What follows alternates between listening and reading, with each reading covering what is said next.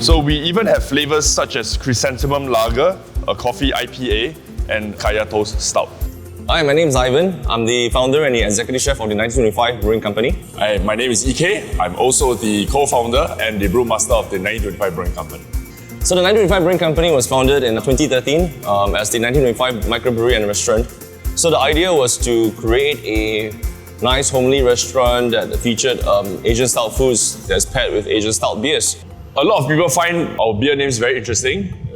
That's because we actually draw from our own experiences growing up in Singapore, our own family stories. So, case in point, the yellow van. When my uncle brewed the beer came out to a very intense yellow. So the moment my brother and I saw it, it was like, hey, this reminds us of Hong Kong's yellow van. The Liang Teh is one of our most popular beer right now. It's a chrysanthemum lager, the first of its kind in Asia. You know how we, as locals, we always say beer is Ang Mo's Liang Teh, the white man's cooling tea, right? And every home in the Chinese family would also have their own cooling tea. So ours, of course, was a chrysanthemum tea, which my grandmother used to make. So we thought how cool it would be if we can actually put the two together and make a Liang Teh beer. So the chrysanthemum lager is a beautiful, beautiful product because it's probably the start of our entire iconic range, or this mission to really do tea-style beers, and also to focus entirely on Asian-style profiles for all our beers. So how do we come up with beer flavors? I mean, it all stems from our vision of trying to create very Asian-centric beers. For example, I could be eating a plate of chicken rice or having like a bowl of Assam fish head, curry and all that. Then suddenly I'd be thinking, wow, would it be nice if I have a drink that could actually complement this? So the interesting part is I think there's a back and forth between the kitchen and the brewery. So some beers are obviously spawn off from the brewery's idea, and there are problems we want to solve with regards to a dish. Maybe I want to create an Assam fish head, but I don't want it to be too sour. So I can deconstruct that complete so-called measurement of sourness in the entire dining process into two parts, in the food as well as the beverage. So making a beer is really a lot like cooking. You can get all sorts of flavors really from all the ingredients that we use. The main ingredient here is really the malt, or what we know as the grains. After assembling them together, we put them through a process called milling.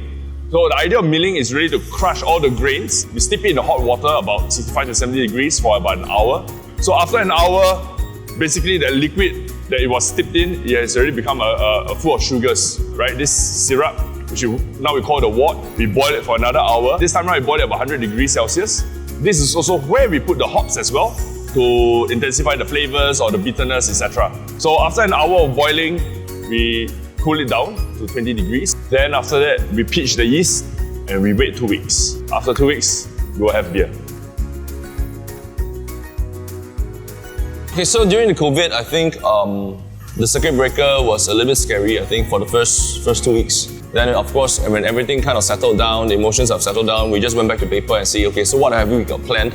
So we went online and we went on to this aggressive push for our online presence. Our brand went further.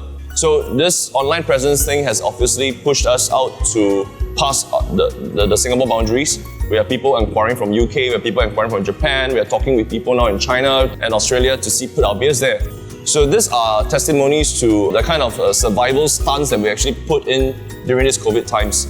Well, most of the feedback that we get from people is, hey, this doesn't taste like beer. And I guess that's the whole point, because at least for the last 30, 40 years, people have always been only drinking one kind of beer. I'm seeing most of the ground from the restaurant, and it's always very pleasing to see people nodding their heads in acknowledgement. And the best part would be those people, they really literally loosen their collars, they have the full gulp and they let out that big sigh. And you start to hear stories exchanging, and that's where the basic fabrics of the community is being built, right? So we are happy to say that the beers have actually contributed and played its role as social lubricant. And I think that is exactly what we wanted to do in terms of trying to build a space that's featured around people.